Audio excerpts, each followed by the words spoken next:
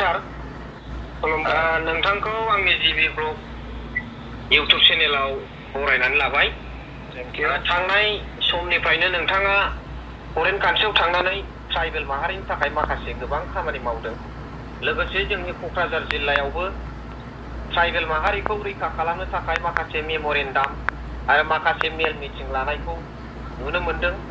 दिनै नोंथांमोननि इउटिअ united tribal organisation of Assam बियो दिनै बर' माहारि लोगोसे ट्राइबेल माहारिनि थाखाय मा रोखोम खामानि मावदों आरो इयुनाव बियो माबायदि फिथाइ थायगोन बेखौ रायजो राजाफोरनो आरो आंनि जिबि ब्लग फेमिलि बिथांमोननो नोंथाङा गुरै रावावनो गेबें रावावनो फोरमायनानै हरदो। गिबिसिनथारावहाय नोंथांखौ आरो बे जिबि ब्लग नायग्रा साफ्रोमनिसिमबो जोंनि गाहाम अनसायनायखौ बावहरग्रोबाय।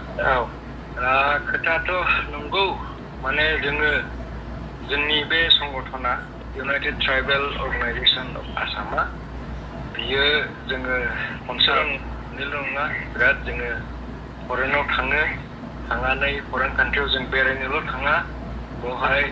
जोङो बेबायदि जेनेबा दाख्लैनि खोथाखौ ग्लबेल लेन्ड फराम बेवहाय जोङो पार्टिसिपेट खालामहैदों आरो बे पार्टिसिपेट खालामनाया माने आङो बर'निल' नङा निल' नङा आङो गासै इन्डिया हादोरखौनो थागिबि हिसाबैहाय रिप्रेजेन्ट खालामहैनो हादों आरो बियो एक्सुवेलि इन्डियानिफ्राय जोंना 20तासो संगठन दङ ओमफ्राय 20तासो संगठनाव बिसोरो थागिबि नङा थागिबियावहाय जोंल' इउटिअआल' बेवहाय थागिबि हिसाबै जोङो कलम्बिया बग'टा कलम्बियाव ग्लबेल लेन्ड फरामावहाय पार्टिसिपेट खालामहैदों ओमफ्राय दा बेवहाय जोंनि समस्याफोरखौ जों बुंदों बिसेस करि जोंनि बर'लेण्डनि थाखाय जिहेथु जोङो 1967निफ्रायनो उदयासल लानानै उदयासलनिफ्राय आरम्भ खालामनानै बड'फा उपेन ब्रह्मनि दैदेननायाव आबसुनि आन्दलन खालामनाय ओमफ्राय फैयै जोङो मोनथाम सुक्ति खालामबाय सुक्ति खालामनानैबो जोङो दिनै बर'फ्रा सेटिसफाइड नङा जोंनि जे थांखि जोंनि जे सिमां बर'लेण्ड बेखौ जों मोनफुङाखै बेखौ जों बुंदों लोगोसे जों बुंदों ट्राइबेल बेलेन्स ब्लक जायखौनाखि जोङो 2012 सननिफ्राय प्रदीप कुमार बरा होननायजों लोगोसे नं 78 2012 बेखौ जेनाखि जों केस फाइल खालामनानैहाय खननैसो अर्डार मोनबाय दाबो जे इलेक्सन खालामाखै बुंदों आरो लोगोसे लेटेस्ट जायनाखि बासबारि ओनसोलावहाय 1600 बिगा हाखौहाय जोंनि हा बेखौ इलिगेलि आसाम सरकार आरो बिटिसि सरकारा आदानि बा गुबुन मोनसे कर्परेट बे बिजनेसमेननो गथायनो नागिरदों नैबेनि सायाव जों बुंदों जायनाखि इलिगेल बेखौबो जोङो बुंनानै फैदों दा बेखौ प्रिजार्भ खालामनायनि थाखाय नोंथांमोना इउनाइटेड ट्राइबेल अर्गानाइजेशन अफ आसामनिफ्राय मा स्टेप लानाय जादों दा रायजो राजाफ्रा बेखौ नोंथांनि खुगानिफ्राय मिथिनो लुबैदों। स्टेप होनब्ला जोङो दाख्लि NCST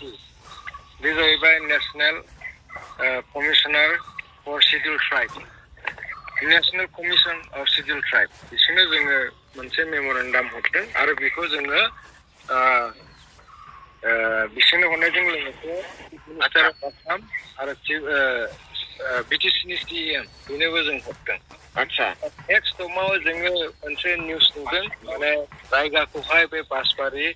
फाग्लिजुरि होननाय जायगानिफ्राय बिसोरो फाग्लिजरानिफ्राय बिसोरो गुबुन माबायावहाय बोस्लायबाय होननानै जों खोनादों आरोखि माने गुबुन माने जायगायाव लांबाय होननानै जों खोनादों शिफ्ट खालामबाय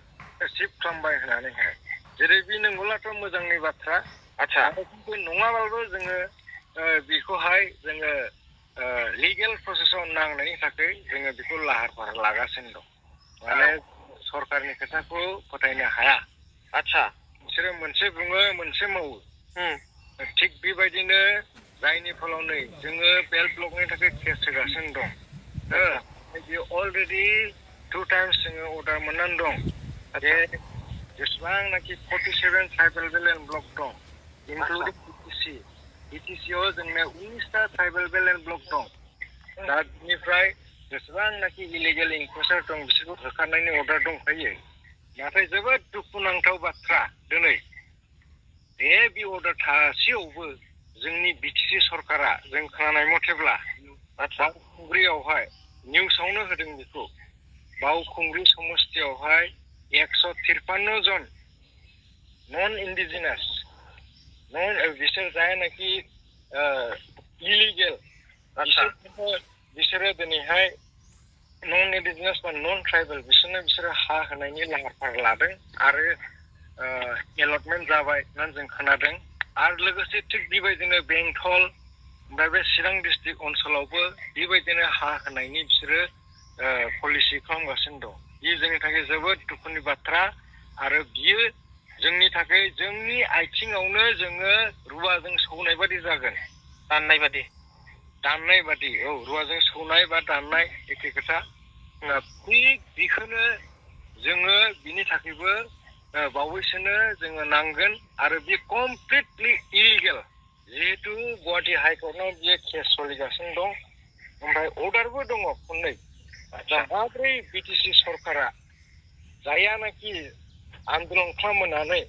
एफाग्राब जाथिनि थाखाय सेक्रिफाइस खालामनानैहाय थार्ड बर' पिस एकर्डखौ बिसोर खालामबाय बिसोर दा खुंथायाव दङ दा बिसोरनो माब्रै बेबायदि खामानिखौ मावनो हाखो दिनैहाय जोङो जोंनि जायगायावनो माइनरिटि दिनै बिसोरखौ जुदि आरो बेबायदि